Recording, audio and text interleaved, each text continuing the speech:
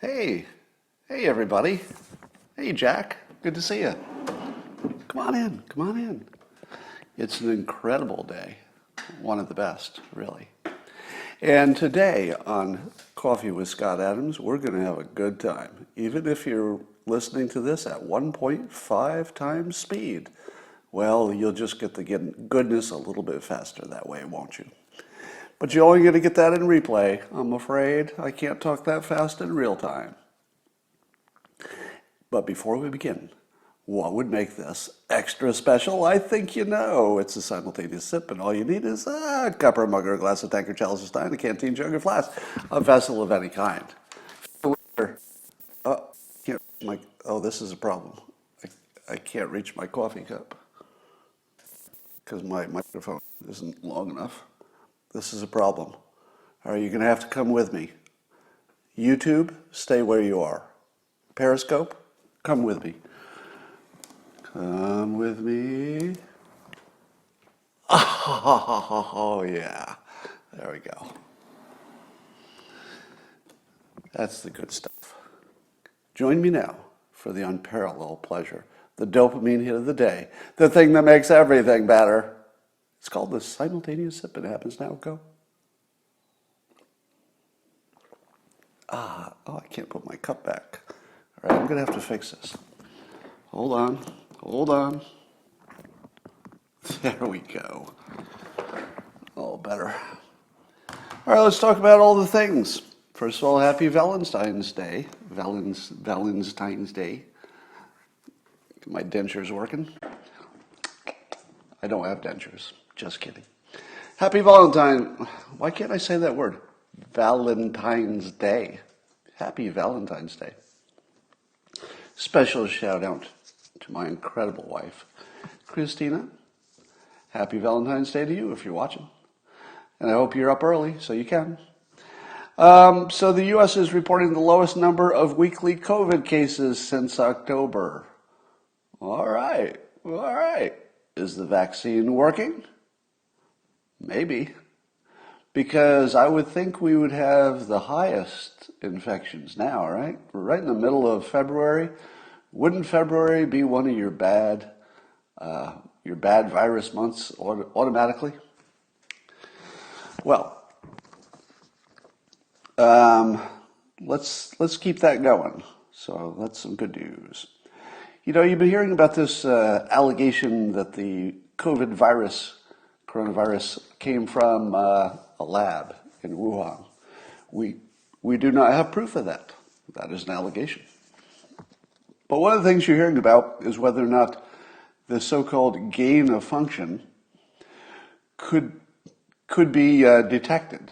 In other words, if somebody had tried to take regular natural viruses, and if someone, let's say a major military power with a biological lab, if they tried to weaponize that by tweaking it to make it extra deadly or to have some special gain of function to make it more of a weapon, would we be able to spot that by looking at the virus? In other words, could you look at the virus and say, well, look, yeah, there's a little man-made thing in there, that virus.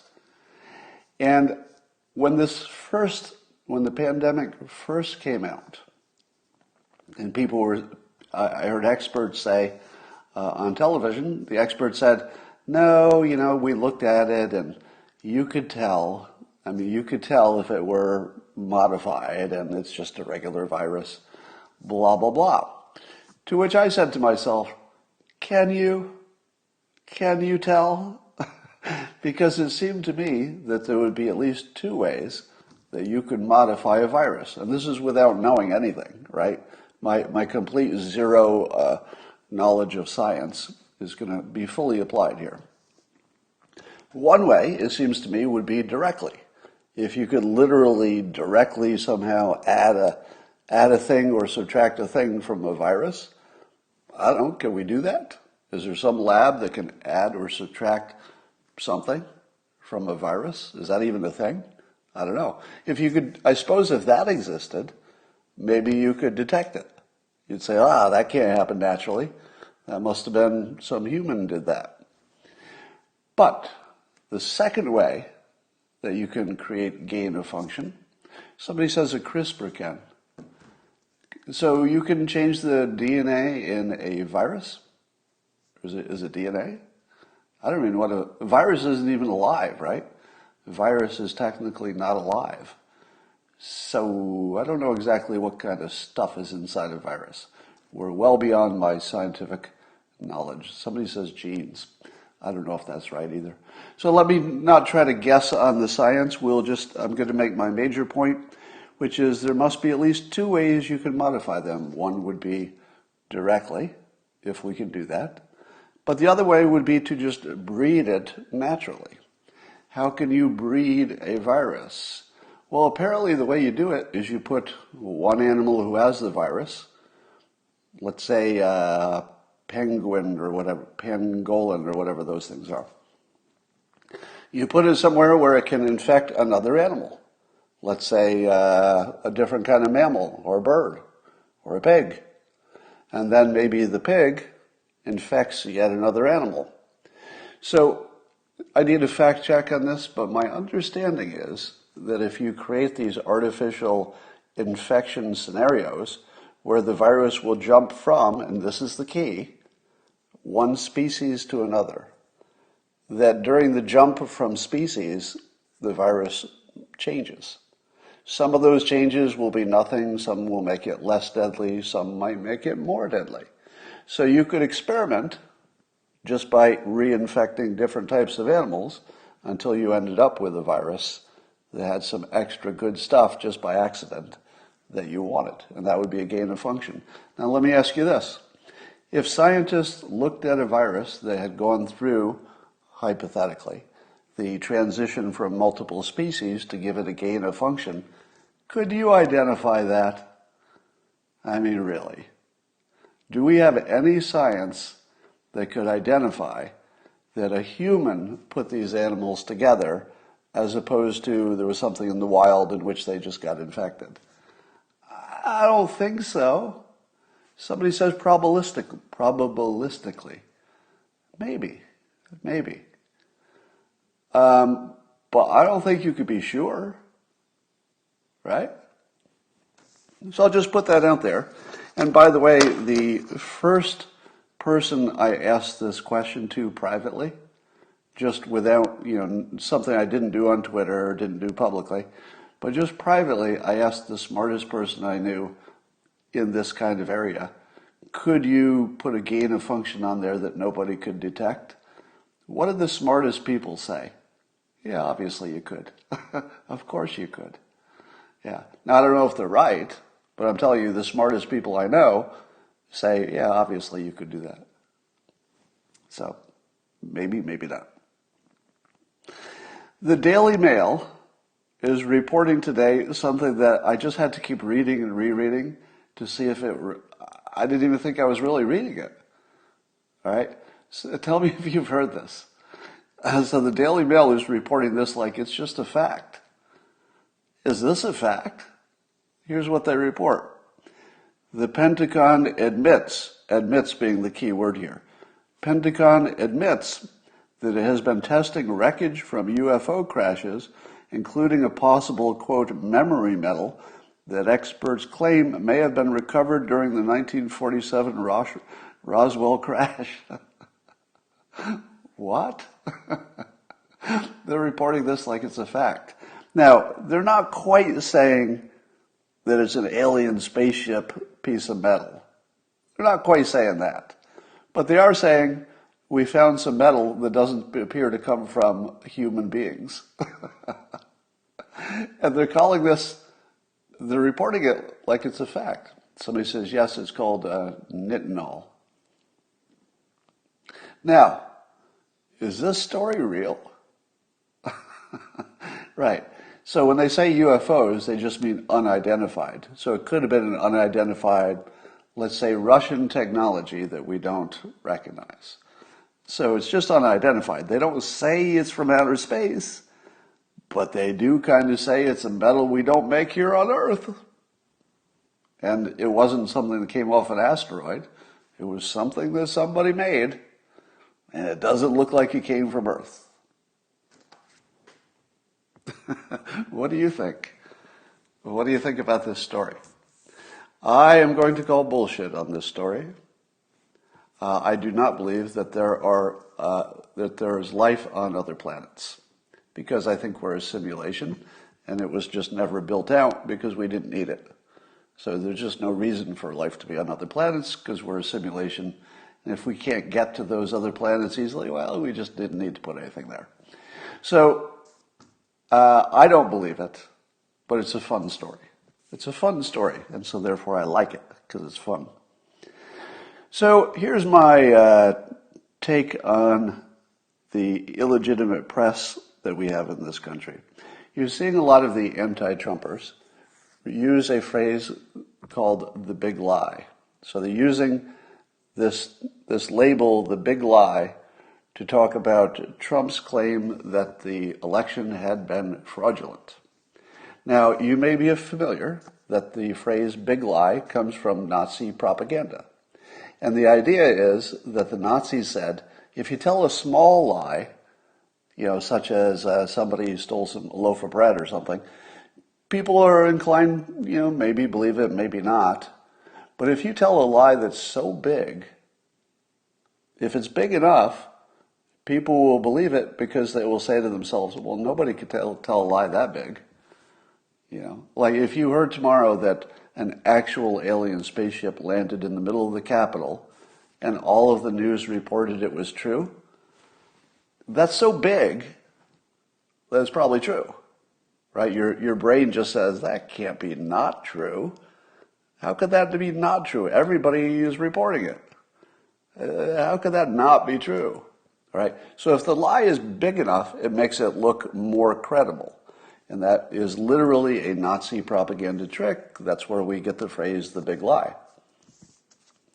Now, when your press in the United States refers to Trump and, by extension, his followers, as spreading the, quote, big lie, what is that doing to public discourse? Well, number one, it conflates Trump supporters by association with Trump, and many of them agreeing with him on this point. It equates them to Nazis. That's what it does. The reason they choose that is to equate Trump and his followers with Nazis. Fuck you.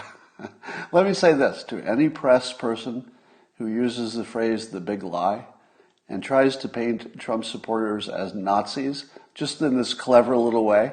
It's racist. It's racist. I regard that like the N-word, but used against me. Right? To me, that is as offensive. That's as offensive as the N-word is to anybody else. Now, can I compare offensiveness? No. I mean, it's subjective. But it's a 10. I would say that if you said to any black American, how bad is the use of the N-word if you're not black when you're using it, how bad is that? I think they say that's a 10 out of 10. I would agree. That's a 10 out of 10. My personal opinion. You can't get any worse than using the N-word, if you're not black. Likewise, this is a 10 out of fucking 10.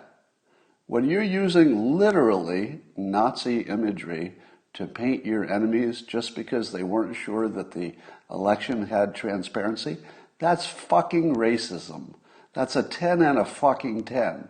And if you use it, as I just read in the Washington Post, somebody using that phrase, you're a fucking racist. You're a fucking racist. Live with it. You fucking racist. Now, you might be a white person being racist against other white people, but it's still the same fucking thing. You're a fucking racist. Right? And I believe that my anger about that phrase is going to keep increasing until people understand this is unacceptable behavior. Now, there is a second problem with using this big lie. Do you know what it is? From a persuasion propaganda perspective. Anybody? Anybody? Tell me what is the propaganda brainwashing quality of using the phrase the big lie. In the comments, you're going to have it in a moment. It's making you think past the sale. When they say it's the big lie, they try to make you uncritically accept that it's a lie. We haven't determined that. It has not been determined that it's a lie. It is simply something that the people who don't believe it think is probably not true. It's not the big fucking lie. It's the big fucking probably not true according to you. That's what it is. It's probably not true according to you, if you're people using the big lie phrase. It's not a lie. That would indicate that we know it's not true. We simply know it hasn't been proven that there is any widespread fraud in a court of law. That's what we know. We don't know it's a big fucking lie. And when you tell us it's a big fucking lie, that's a big fucking lie. That's the big lie. Now, remember, I keep telling you, I hate it when Tucker Carlson keeps being right about this. He just keeps being right. That whatever they're doing themselves, they'll accuse you of. And I swear to God, I don't want that to be true. Because I just don't know why it's true. Like, I can't figure out why. Why does this keep being true? But this is exactly what they're doing with this big lie thing. The big lie is to make it look like the thing they're doing, which is lying about the credibility of the election. We don't know it was honest. We don't know that it wasn't honest. We simply don't fucking know. And nobody's fixing it. Nobody's fucking fixing it. There is no effort by anybody that I'm aware of, fact check me on this, to fix the fucking system. Because it's going to be just as non-transparent next time. So here again, the illegitimate press is accusing the right of their own crime, spreading the big lie. Somebody asked me if this phrase, the big lie, is so good persuasively that maybe it came from Cialdini, Robert Cialdini. Now, if you know my history, I've talked about him as possibly being, or probably, being an advisor to the Clinton campaign. There's no indication that he was involved with the Biden campaign. I don't know one way or the other. But somebody asked me, do you think he was behind this phrase, the big lie? I'm going to give you just an opinion. No. And here's why I don't think he was behind the big lie. Because it's a racist, fucking, brainwashing piece of shit thing to do. And I have no reason to believe that Robert Cialdini is a fucking piece of shit. No indication of that. In fact, I believe he's actually taught courses on ethically using persuasion. He would be exactly the opposite of somebody who would give you advice to compare people to fucking Nazis. He didn't do that. Now, I suppose anything's possible, right? I could be wrong. I'm only just speculating. But it's kind of fucking crazy to imagine that a normal person would do this. This isn't what normal people who are good people do. And as far as I know, Cialdini is a normal good person. Right? This is fucking evil. Right? I have no reason to think he's fucking evil. I think he just likes Democrats more than Republicans. Fine. Right? No problem with that. All right, different topic. Jonathan Haidt, H-A-I-D-T, if I'm Haidt, Haidt, how do you pronounce his last name? A well-known author. He tweeted around a study that says that kids who get help from adults to solve a puzzle become helpless on the next puzzle. And you can see it in real time. It happens instantly. So if you have a puzzle and kids are trying to solve it, you have half of the kids just work as long as they can without any help, And then another half, you have a parent jump in and say, here's the solution, and solve it for them. Then you wait a little bit, and you give those same two groups of people a new challenge, a new puzzle. The ones who had no help charge right through and do the same thing they did on the first one. They try as hard as they can to solve it and succeed to some extent. The ones who got help can't solve the second one because they can't try hard enough. They've been ruined, actually broken, by giving them too much help. Now, I have often said this about my own parenting experience. My parents were maybe typical of the time, I'm not sure, but they were fairly hands-off, I would say. I don't know if my siblings are watching this, but I would look for a second opinion on this. My belief or memory or, of my childhood is that we had almost unprecedented ability to make our own decisions about stuff and to manage our own day. I don't believe, listen to this and then compare this to 2021. If you have kids in school right now, just hear this story and just try to imagine this today. My parents didn't really show an interest in my schoolwork at all. Now, they told me they expected me to get A's and they expected me to go to college. And it was just an expectation which they drilled, my mother especially, drilled into us from birth. You're going to college, you're getting A's. But how I did that was entirely up to me.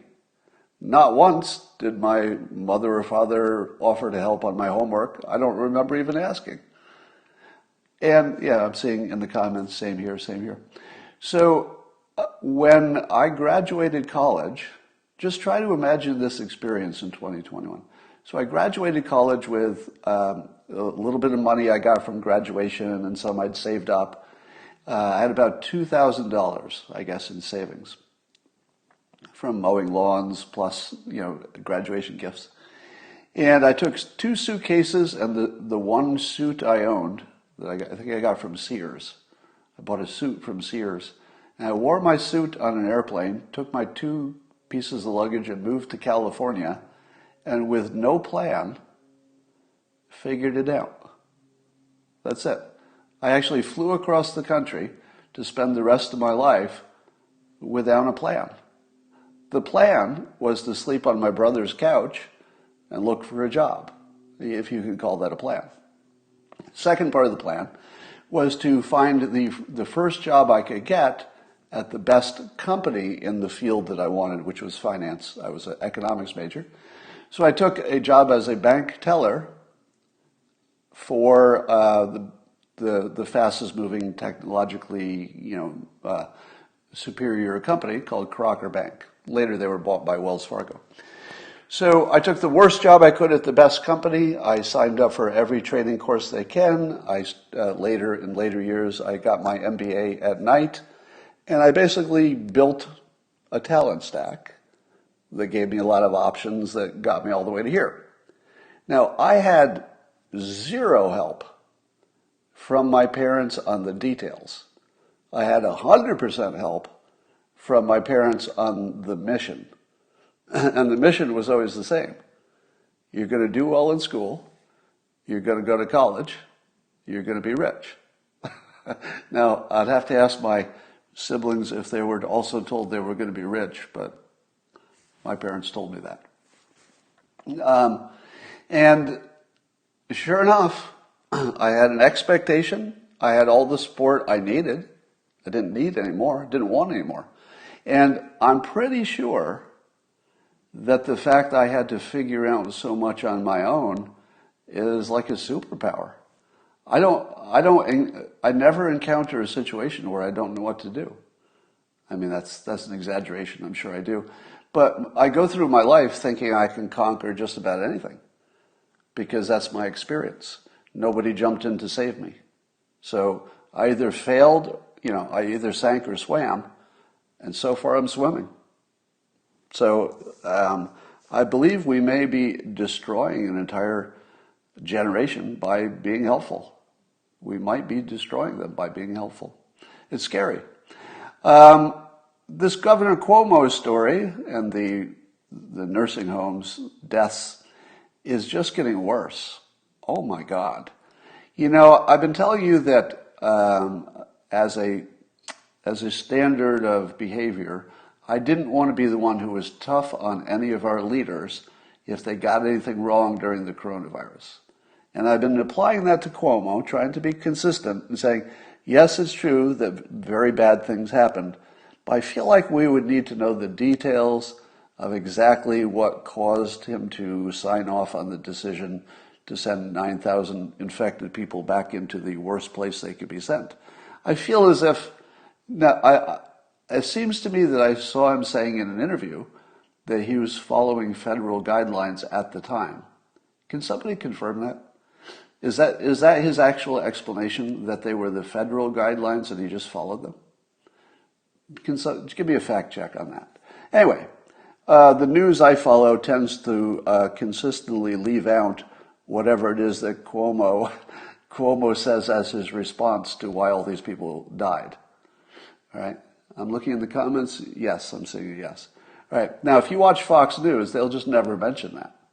They will just never mention that according to Cuomo, and I'm not saying it's true, I'm just saying according to Cuomo, that he has a pretty good explanation on paper, whether you buy it or not, but on paper, that's a pretty good explanation. Now, somebody says he had hospitalship and he had the Javits Center. That's true. But I put myself in his situation and I ask you this. Would you have sent infected people to those assets if you thought you didn't need to use them and you might be able to close them down and save a ton of money later?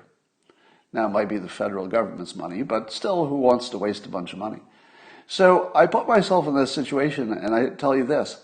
I'm not positive I would have acted differently than Cuomo in that situation. Are you? Be honest. Are you positive that if you were in that situation, you would have acted differently? I'm not. I'm not positive of that, which is why I, have been soft on this topic. Because if you put me in that situation and I'm making a decision a minute because it's the pandemic, plus I'm still the governor, right? I've got a whole pandemic on top of my job, which is a full-time job. A million decisions. Somebody comes and says, what do we do with the seniors? The federal guideline says send them back to the nursing home. Just make sure that they're, separated or whatever. So you're making a million decisions. The federal government tells you what to do in this exact situation. And you know that they've looked into it. You're not supposed to be the expert. You're not the CDC. So the federal government says send them back, and you're making a million decisions. And you go, yeah, here, send them back. And then you go on to your other million decisions.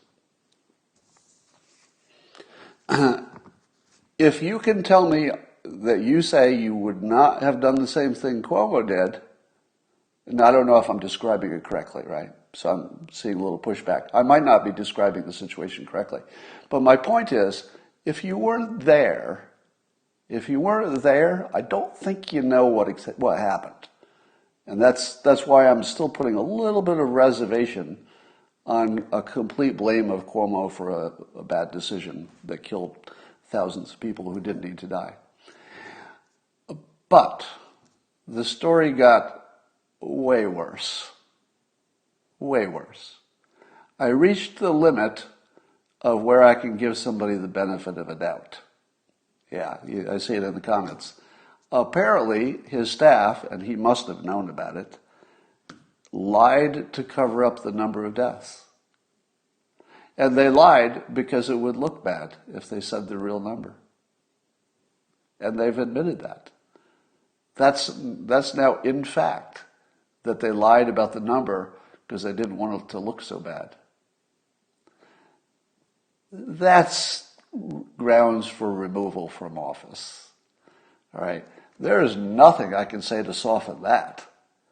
All right. I mean, I've been pretty generous, wouldn't you say?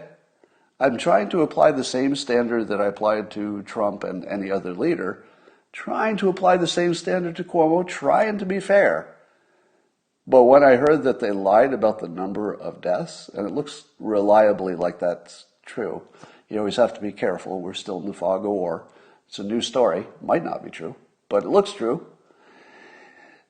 That's unforgivable. That's a crime, isn't it? I mean, I think it's a crime. That's unforgivable. So if it turns out that the facts are correct, I don't think Cuomo can remain in office. I just don't see how that's possible. I mean, he might remain in office, but I don't see how that could make sense for the public. All right, here's an observation which I make a lot, and every time I do, there's some new evidence to support it. And it goes like this. Democrats think in terms of goals. A goal, for example, would be everybody is out of poverty. Pretty good, right? That'd be a good goal, get everybody out of poverty. Another goal would be, something for the environment and climate change, etc. So the Democrats are good on goals. In fact, I like a lot of their goals because they're social good kinds of goals. Everybody treated nice. Everybody's got equal opportunities. Those are good goals, very good goals. Republicans have a slightly different take on things, and this is just an observation. Doesn't mean everyone, right? It's sort of a general observation. And Republicans tend to be systems oriented. That is to say, we don't know what the final outcome will be, and we don't know how long it will take to get there, and we don't even know if we can get there. We'd like a world where there's nobody in poverty, but we can't make that a goal. But we can make a system that does the best job of getting us there. And if you design your systems right, let's say your capitalism systems and your democratic systems, your government systems, your legal system, if you get all those systems working right, then the goals take care of themselves as much as can be, right? You maybe can't get to the ultimate end point, but it's the best you can do. Now look at Mitch McConnell's statement, many of you saw, in which he talked about the impeachment outcome in which the president was acquitted. Mitch McConnell voted to acquit. The reason was systemic. McConnell said, I don't think that the Senate has jurisdiction over someone who's not in politics anymore. Now, the Democrats would say, wait a minute, we've got this precedent. We've got this legal precedent, we've got this history where we've got this case where you really can do that. But here's the thing. Suppose you really could do that. Let's say the Democrats were right. Let's say the law was on their side. Let's say they could impeach somebody who's out of office. Should they? Should they? Is that a system that you would want going forward? Do you want that to be your system that applies forever? I very much agreed with Mitch McConnell. Now, he may have been inconsistent with case law, but he's not inconsistent with what makes a good system.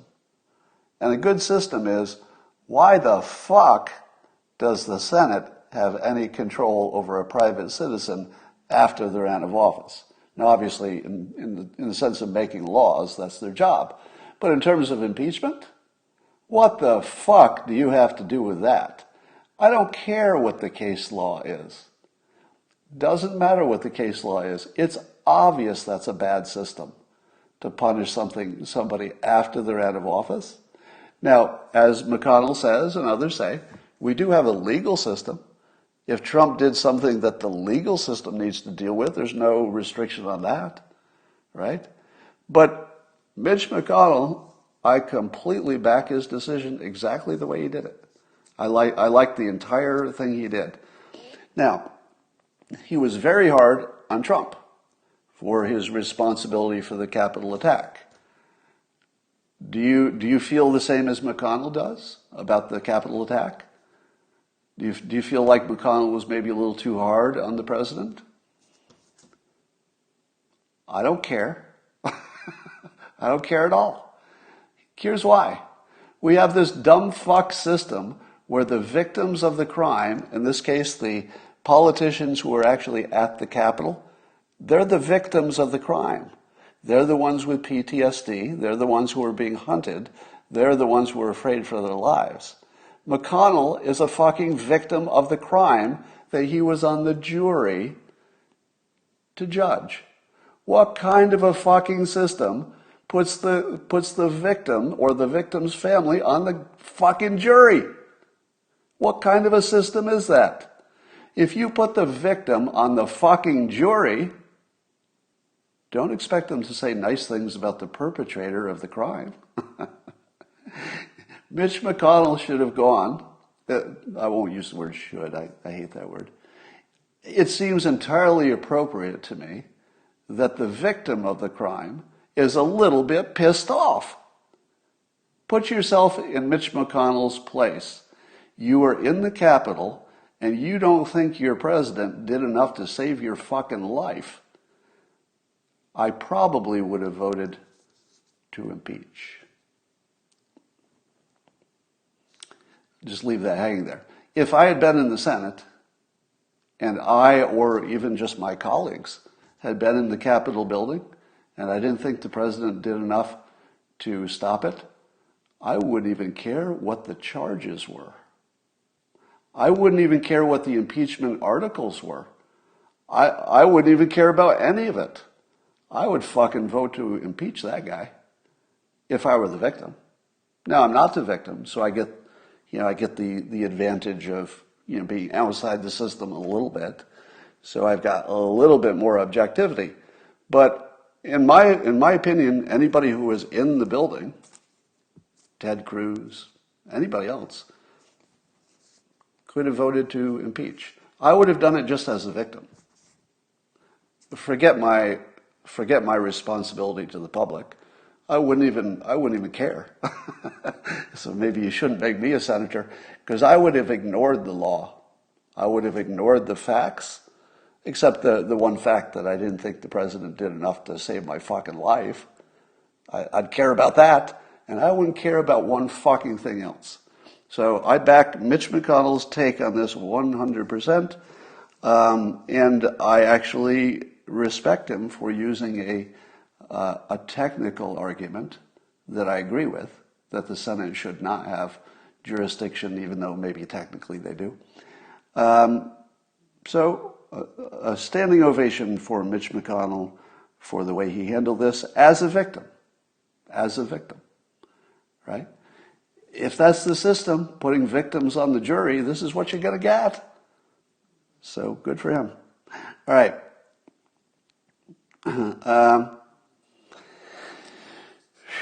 So I think that going forward,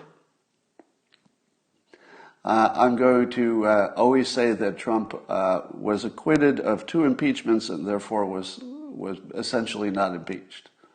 Now, I know that impeachment is sort of like just a stain that's supposed to be on the record.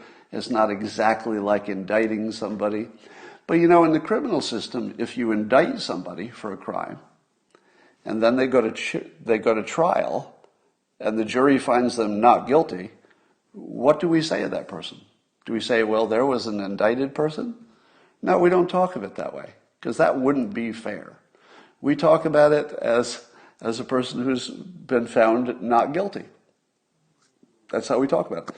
But if you get impeached, which is a little bit like indictment, and then you get acquitted, we still say you were impeached. Is that fair?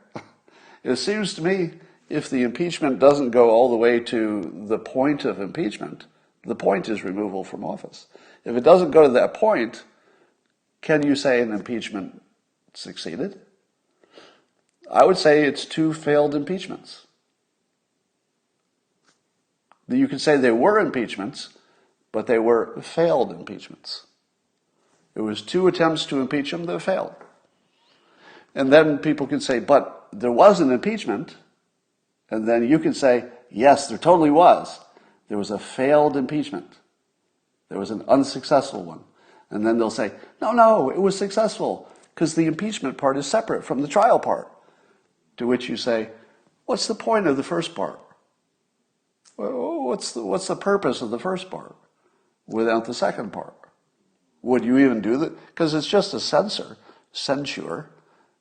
If it doesn't go to removing from office, it's just a censure. It's not really an impeachment. So just to be annoying to Democrats, because I know they'll hate it, I'm going to say that there were 2 impeachment attempts, but neither of them succeeded. Trump wins the doubleheader. I saw a tweet from Don Jr. this morning talking about what a bad week the Democrats have had. Everything from the impeachment results to the self-immolation of the Lincoln Project to Governor Cuomo's problems.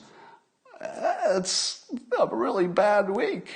And that's not even counting what Biden has done or not done. So, here's the weirdest dumb story. Somebody named TJ Ducklow. It's spelled just like a duck, and then with an L-O on the end. So he was Biden's deputy press secretary, and I guess Politico was going to do an article about him, somebody was going to do an article about him about a relationship he had with some other reporter. Axios was going to do an article about Ducklow's alleged relationship with a reporter for Politico. Now, is that a fair story? Yes. It is fair to report that if somebody is in a romantic situation, if one is a reporter and one works for the press corps. That's fair, right? Or one works for the White House press corps, or not the White House communications group. So it's perfectly fair that they were going to do this story.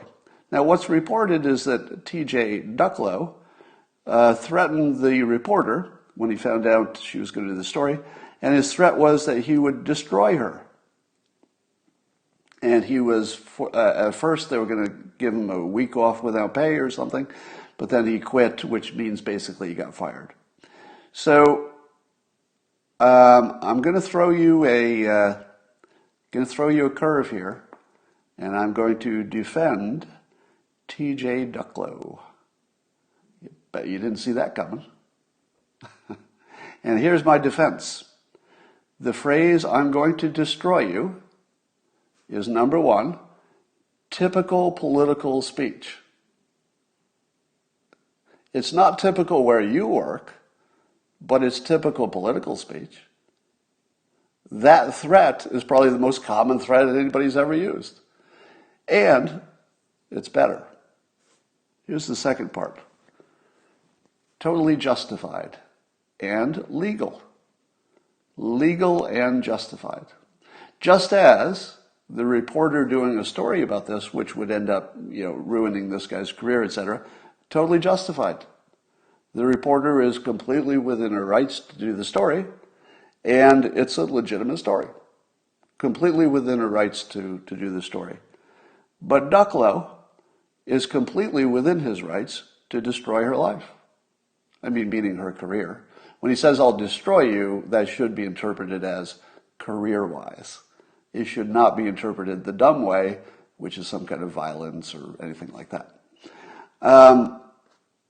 I feel like that's fair.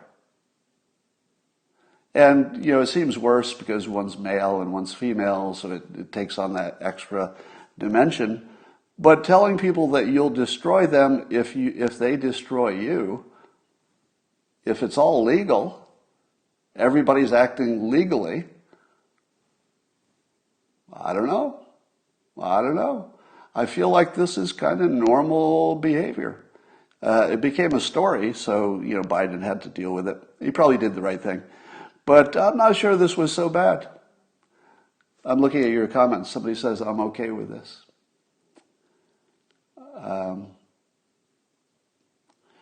You can defend that, but it was Joe's promise to not tolerate bad behavior. Joe kept his promise.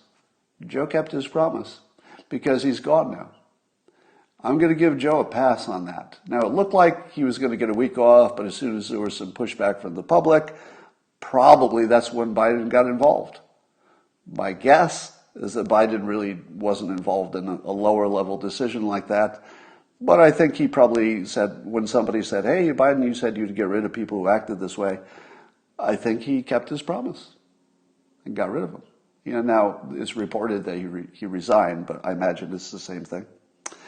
All right, so you don't have to agree with me on that, but that's my take. Biden said in talking about the impeachment, Biden said that he denounced violence and extremism and said Americans have a duty to defend the truth and defeat the lies. This is the man who ran and based his campaign on the Fine People hoax, which was debunked in front of the entire world, in front of Congress, on every network. The biggest lie ever told, the most damaging one by far. And he's coming out in favor of truth and defeating the lies. Now, his entire campaign was built on a lie that has just been debunked. But will the press call him on that? They will not. Here's a question for you. The biggest complaint about Trump was that he had to know his words would cause the kind of violence that we saw at the Capitol. That Trump had to know it because common sense says if you keep talking about the election being stolen and then you talk the way you talked, that any reasonable person in that situation would have known that those words would lead to violence. But here's the question. Why didn't the security people know that? The people who were in charge of security for the Capitol, why didn't they know that? Because they didn't have enough security? If Trump was supposed to know that, but all the people who listened to him talk didn't know it, why wouldn't they know it? What about the press? The press is pretty clear when they say that anybody should have known that these words would lead to violence. Was the press telling you that the Capitol was going to be attacked yesterday, before it happened? Did the press warn you? Did the press say, hey, why isn't there enough security? We can all see that this will lead to violence. Did they? I don't think they did. So what you're seeing here is a hindsight persuasion. They're trying to make you believe that what is obvious today was also obvious before the Capitol attack. Now, I watch a lot of politics, and I listen to most of what the president says. I had no idea that the Capitol would actually be penetrated. No idea. Did you? How many of you, listening to everything that Trump said, watching the news, how many of you knew that the Capitol would be breached? I kind of assumed that they would have security. Right? Now, I knew that there would be protests no matter which way things went. Protests were guaranteed. But I also thought that the protests in cities would look just the way they always do. Too many things get destroyed. But I figured that any kind of protest in the Capitol would not penetrate the actual Capitol. How many of you, with all of your common sense and judgment and watching the news, how many of you knew that the Capitol was going to be attacked? Right? Fucking zero. We didn't know that. You could make the same argument about a million different statements by a million different politicians. Sometimes people say things, and then sometime after that, a bad thing will happen related to the thing they said. Does that mean they caused it? I think it's just sometimes bad things happen, and sometimes people were talking about them before they happened. That's probably all that's going on here. All right. So that's another thing that the press, which is completely illegitimate, as you know, both the left and the right at this point, they don't tell you what I just told you, which is that fucking nobody knew it was going to happen, and they imagined that Trump is suddenly the smartest person in the world. Their entire case depends on the fact that you will believe they've been lying for 5 years, that they were lying about how insightful and smart Trump is, because the entire case depends on him being smarter than all of us, because somehow he knew the Capitol would get penetrated or that violence would happen in some way, but you didn't. You didn't know it. I mean, I didn't know it. But I guess he's the smartest person in the world now because he should have known it.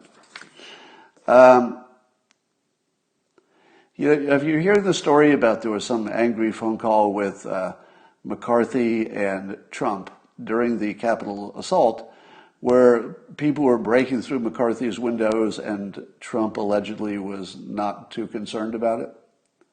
Now, I don't know what did or did not happen in that phone call, but I would say of all the news this week that you should not trust to be accurate, it would be this story.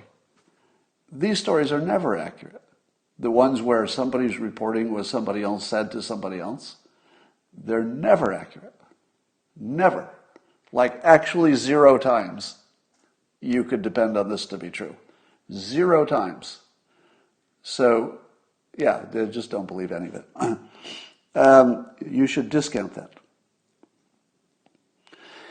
The Democrats, when they got their final closing argument, amazingly, did not address the fact that the Trump's lawyers had pointed out that they had manufactured evidence in a number of cases, a number of instances. Manufactured evidence, faked evidence, and showed it to the world in public. That actually happened. And it got called out, not just the Fine People hoax video they showed, but also there was the fake tweet that they took out of context and added a blue check. And I saw Van der Veen being interviewed by one of the CBS local stations, I think. And, I tweeted it this morning. You have to see Van der Veen answering the press and just eviscerating the press. You have to see this. But as he pointed out, the Democrats didn't even address it. They simply ignored the fact that the evidence had been manufactured by their own team. Now, if the Democrats had even just an iota of, let's say, usefulness or morality or ethics, the managers would have said, oh my God, it looks like the evidence we presented wasn't even real. And they should have just dropped the case and said, all right, you're right, we quit and we resign right now, if they had ethics, but they don't. So what do you make of the fact that they didn't even address the fact that there was manufactured evidence? Now, as Van der Veen points out, if this had been a criminal trial, that would be the end of the trial. If you know that the prosecution makes up evidence, that's the end of the trial. You don't need to hear the other stuff. That's a pretty good standard. And it gets worse. So by far, the biggest story of the week, by far, there's nothing even close. The impeachment itself is nowhere near how big this story is. That the biggest hoax in this country that actually determined who's the president, Biden is probably president because of the Fine People hoax. Now, not by itself, but it's so important that if you took that out, I don't think he would have won. I don't think so. It was so important to the misunderstanding of who this president is that I think it determined the fate of the country. And this was a lie perpetrated by Democrats and the press right in front of the country. Super damaging, obviously incited death and destruction. I mean, I'm sure a lot more people died from that hoax if you put all the activity together than the Capitol assault, as tragic as that was. I don't think they're even close. I think the Fine People hoax is way more damaging, even in death and destruction terms. So That's the biggest story in the country. Now do a Google search on this term, impeachment fine people hoax. Because remember, Van der Veen actually used the phrase fine people hoax, which is the first time I've heard it, not from people like me on social media. I'm sure it's been in the news somewhere, but hearing him say actually fine people hoax made my day. But go ahead and Google that.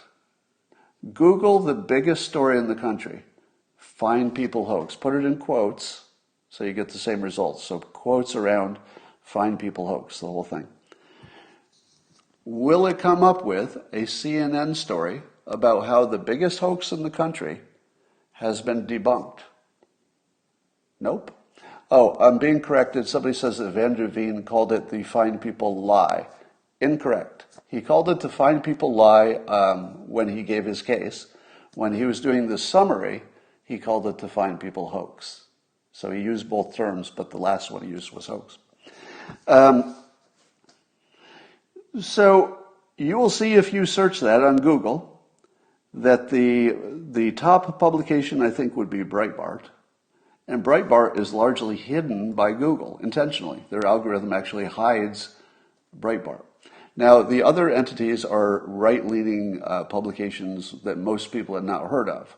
If you had Googled this and you were a Democrat, and you saw that the top result was Breitbart, which you had incorrectly been told gives you fake news compared to other outlets, not true. Not true. All the outlets have had problems.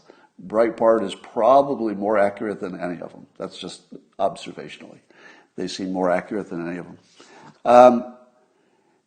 And you wouldn't read it. You wouldn't read it. And if you did, you wouldn't believe it because you've been told not to. So Google is actually hiding, or the algorithm is. It looks intentional. If I had to guess, without knowing, I'd have to guess a person, an actual human being, did direct actions to hide the story. Because I'll bet if they had not directly tried to hide it, I'll bet it would come up. Now, it could be that it doesn't come up because the major networks didn't cover it. The biggest story in the country, by far, there's nothing even close, didn't even cover it on the other networks. Did Fox? What about Fox? Fox News should pop right up on the top, right? You know it got covered there. Well, it got covered on the opinion shows. Did it get covered on the news? I'm not sure it did. I don't know it did. The opinion people, of course, talked about it. But when you watch this happening right in front of you, this is happening in real time right now. The news and social media are suppressing the biggest story in the country. Right now, while you watch it, this is happening to you. What do you make of that? Stop calling it news, Scott, as somebody says. Yeah, it's not really news, is it? I mean, fake news is part of it. All right. So I don't know which other networks are covering it. Newsmax, OAN, it probably will be on there. But I'll bet if you do a Google search, it won't come up. Now, how do the fact-checking organizations cover it? PolitiFact covers the Find People hoax issue. And then do they conclude that the Find People thing was true? Or do they conclude that it was false, meaning it's a hoax? What do you think Politico concluded after watching it being completely debunked simply by showing the whole video? That's it. The whole debunk is just showing the whole video. You don't even have to add any opinion to it. So Politico now, of course, has seen the whole video, because everybody has, if they watch the impeachment. And what did they say? Was it true or was it false? Here's the PolitiFact final analysis. Quote, more context is needed. Fuck you, PolitiFact. Fuck you. You don't need any more context. It's false. Amazing. This is happening right in front of us. Right in front of us, this is happening. So here's some red lines that I've drawn. If the Republicans don't try to impeach Swalwell for manufacturing evidence during the trial, and if they don't try to impeach Biden for spreading the Find People hoax as the basis of his campaign, I can't support them. I don't think I can support any Republican for president who won't try to at least raise the issue. Obviously, they would be unsuccessful because of how many Democrats there are in Congress.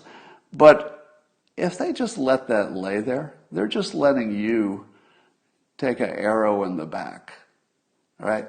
If Republicans let this go after it's been debunked, and it's the biggest story in the country, and they don't try to impeach Biden over it, they're worthless. They're worthless. I just can't support anybody who won't take this on. It's the biggest it's the biggest thing in the country. Biggest story. And you're just going to ignore it?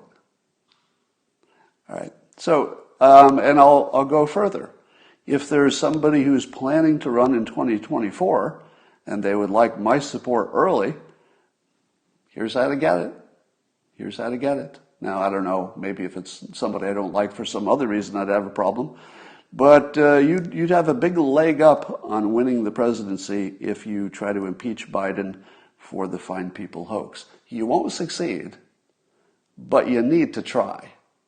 All right? You need to try. You need to try. It's not optional. How can I fucking support a Republican who won't try to do this? For us. Do it for me, a citizen, right? Do it for the people who are watching. Do it for the country. Do it to show people what the fake news has done to them for the last 5 years. You gotta do this. Somebody. Ted Cruz, you've got the balls, all right? I'll use balls in a non-sexual way so that, in this context, women can have ovaries or balls or whatever you want. I'll make it non-sexist. But Ted Cruz has the balls. I don't know if he'll do it, but he has the balls, at least. I don't know if anybody else will. And I would look to the principle of reciprocity here. If there's no Republican who can bail out the citizens on this Find People hoax thing, if you can't bail us out, don't expect help. Because we don't ask for much, right? I suppose we do ask for a lot, citizens. But I don't. There's not much I'm demanding, right? You haven't heard me demanding things. But I do demand this. I demand this. I demand this. You gotta stop leaving us out here exposed. You can't let the fake news and the platforms do this to us. They're doing it to us. Right now, as I sit here, they're doing it to us. Give us some fucking help. Rasmusson reports, Rasmusson did a poll and found out, I don't even know how to deal with this, this result. But the question was, should public figures be punished for saying they believe the 2020 election was stolen? Democrats, 54% of them, said public figures should be punished for an opinion about something that can't be proven either way and is important. And that 54% of Democrats think they should be punished for that opinion. Just chew on that. Just chew on that for a second. You want to be even more angry? You think that made you angry? I'm not done. All right? Feel how angry you are now and watch me take it up a level. 54% of Democrats, as I said, think public figures should be punished for saying they believe the 2020 election was stolen. Are you mad enough? You're going to get a little madder in a moment. 21% of Republicans agree. 21% of Republicans think that a public figure should be punished for saying they believe the 2020 election was stolen. Punished. Republicans.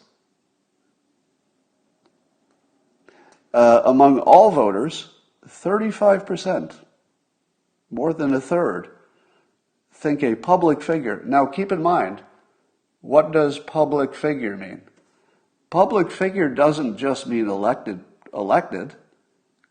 I'm a public figure. I'm a public figure. It looks like YouTube just turned me off. Do you think that's a coincidence?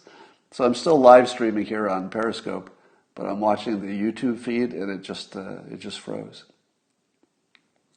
So if you're on YouTube, do you think this is a coincidence? Given the topic that I've just been discussing, did you just watch YouTube turn me off? Did that just happen? Now it could be a glitch, but do you think the glitch always happens when you're talking about YouTube hiding the news? Or about YouTube, about Google, the parent company of YouTube, hiding the news? Is this a coincidence? Now, if we were not in this situation where right now the news is being suppressed, right now it's being suppressed, then I wouldn't think this was anything but a bug. But in the context where you know that this same entity is suppressing the news that I'm telling you, and then you watch them suppress it, is it a bug? Is it a bug? I don't know. Could be. You can't rule out coincidence. Coincidence is pretty strong. But I guess there's your freedom of speech. So I'm still seeing comments on YouTube. Somebody on YouTube, tell me if you can hear me. I know you can see your own comments that are going through, but the video is frozen. Can anybody hear me on YouTube? Somebody said no. No, it's frozen. So I guess it's just the comments. Isn't this amazing? I mean, think about this. Are you not a little bit blown away by what's happening right now? Like you're watching it in real time. Now,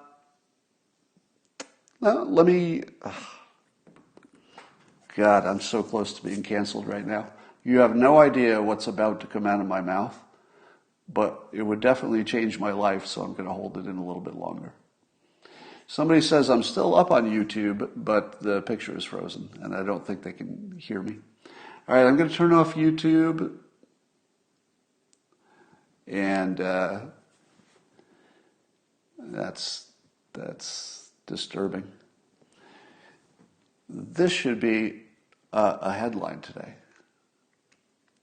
Somebody says your account will be suspended. Maybe so. Maybe so.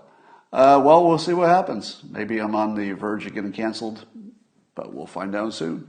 And I will talk to you, well, I think I'll talk to you tomorrow. I think I'll talk to you tomorrow. Maybe not. Bye for now.